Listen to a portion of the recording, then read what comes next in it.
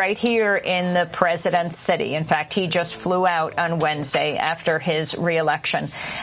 Cornel West, the figures. Who is ahead, who isn't, as your book is titled, The Rich and the Rest of Us?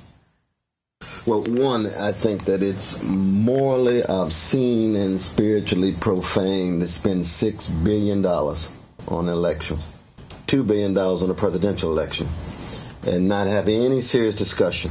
Poverty, trade unions being pushed against the wall, dealing with stagnating and declining wages when profits are still up and the 1% are doing very well.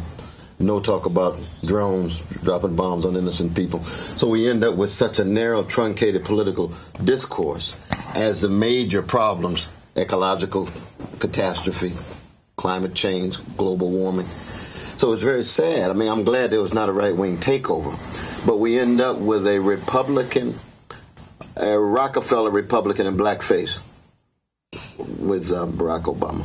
So that our struggle in regard to poverty intensifies. That's a pretty rough assessment of President Obama. Oh, that's what we have. That's what we have. Richard Nixon is to the left of him on health care. Richard Nixon's to the left of him on guaranteed income. And the same policies in terms of imperial foreign policy is at work. And so I was glad to see that Romney didn't win. We pushed back a right-wing takeover. We've got a right-wing mentality. Cut, cut, cut. Austerity, austerity, austerity. Where is the serious talk about investment and jobs, fighting the privatizing of education, and the empowerment of trade unions? And so our battle is just beginning. We have yet to take off the gloves. And we've been fighting intensely. President Obama. And Brother Tavis is being very kind, because he's right. I love Brother Mike Dyson, too.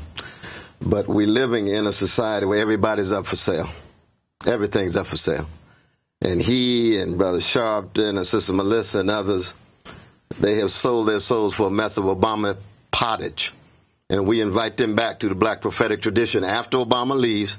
But at the moment, they want insider access, and they want to tell those kind of lies. They want to turn their back to poor and working people.